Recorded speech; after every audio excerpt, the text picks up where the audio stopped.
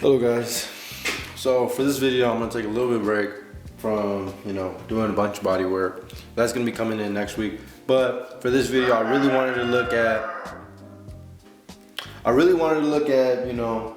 was cleaning this motor and, just refurbishing a lot of the parts that were already here. Whoever painted this last did a really interesting job. But for this video, I was cleaning the dipstick, and when I came down here to check the dipstick, I noticed one specific thing. I have no oil, right?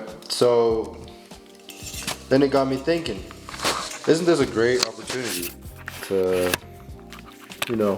start talking about what I want to learn and what I do know when working on cars.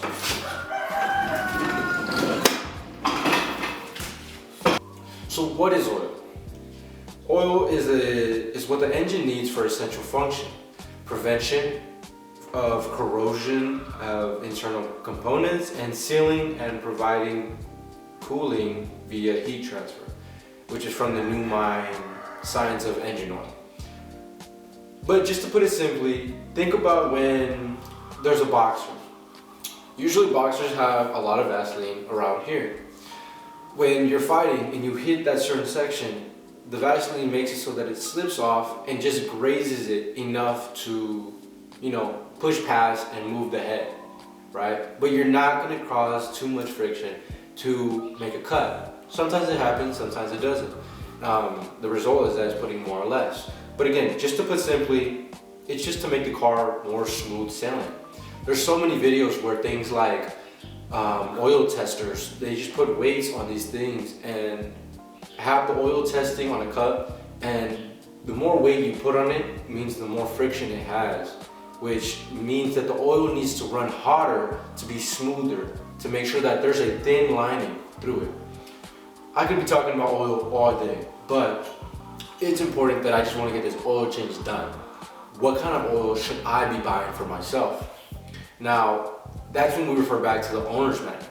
Things like synthetic, synthetic, non-synthetic, multi-grade, single grade, so many things to worry about. But if you look at your owner's manual, you get to see things like engine cooling via heat temperature, something like that. A lot of the times, the owner's manuals, even though they're so outdated, they're specifically made for these cars. And it's really important that you take notice of that. So I'll have one posted up right here. If you look at it, it has so many different things. 5W20, 5W30, those are things for the cooler temperatures. And if you look down, there's a temperature gauge in Celsius or Fahrenheit. I use Fahrenheit for this reference. But if you also notice, I live in California. We reach weathers and temperatures of 100 degrees. I probably shouldn't be using 5W20 in somewhere in a location that gets really hot, and also in internal heat. Now let's look at 10W30. If I get 10W30, I'll meet past that, I'll be above the minimum range, but my maximum, I'm limited. I can't go higher than about 90 degrees, which is fine in some cases, but places like California or Arizona, that leads to things like oil consumption and oil evaporation. Now this is when we start talking about 10W30, 20W30, and 20W50, 20W40. It's a lot, and you'll see it on the list. All of that involves where to put how much you should put of which quality. For my car, I usually buy 10W40, and I use that for a lot of the cars we have here. I'll demonstrate later and up ahead, but I use Castrol. Castrol is a reliable source of oil company, I guess.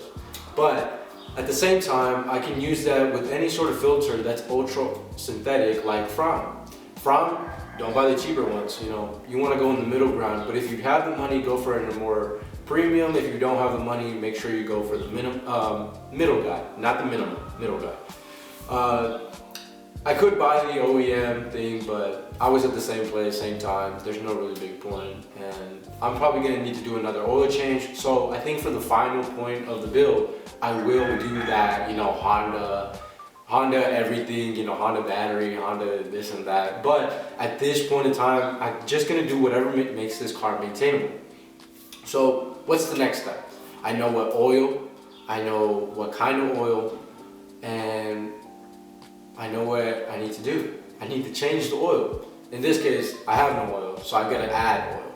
But I also need to flush out whatever dirty bits of oil that are in there. I could have things like metal corrosion, oil consumption that leads to this gunk-like filling. If you looked at the fill line last time, the dipstick, I had a little bit of gunk on there. I've got to clean that. So what I will be doing is putting some oil in, letting it circulate, dipping a little bit out, and then doing a final flush, making sure that everything's fulfilled to the standard I need it to be driving around up and down the street. I don't need a lot, but again, I still need this thing running. And if I leave this thing without oil, I'll risk having the fact that I can break something through like a lot of friction. So yeah, that's the first step. But now we need to go under the car. In the owner's manual, you'll find things like jack points, where to put your certain stance to make sure things doesn't collapse on you. This car it's really old and it's really light. So say I put the wrong kind of pressure and I can get this thing moving pretty easily and it could fall on me.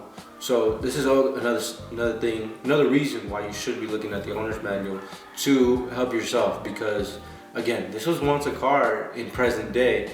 Even though this is an older car, it still had modern day manufacturer requirements or recommendations for what you need to do.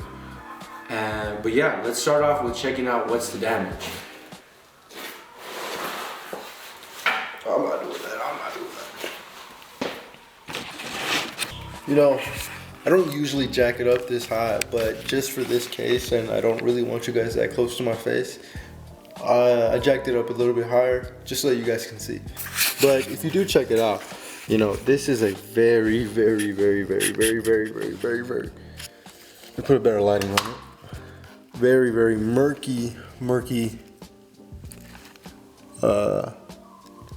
oil cap.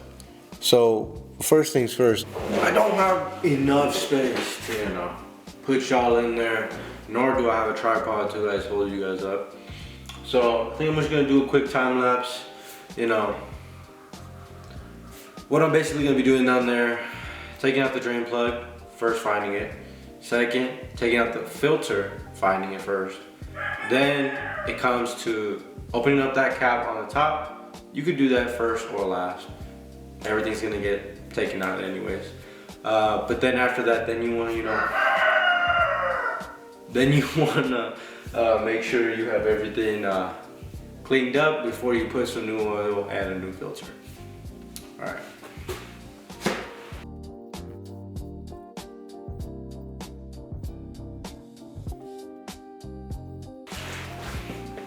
That thing has almost no oil in it. And I'm pretty sure what happened was that this bolt wasn't securely on. You know, there's things like torque spec that a lot of people like to miss. Thing farting. Sorry if you guys hear my chickens. They're loud ladies. Dude, this thing is farting right now. Sorry, you wouldn't be able to hear that over the damn chickens, but yeah, it's farting bad right now. Just gonna keep cleaning this up and make sure everything's alright before I actually start touching the oil filter, which is just up above.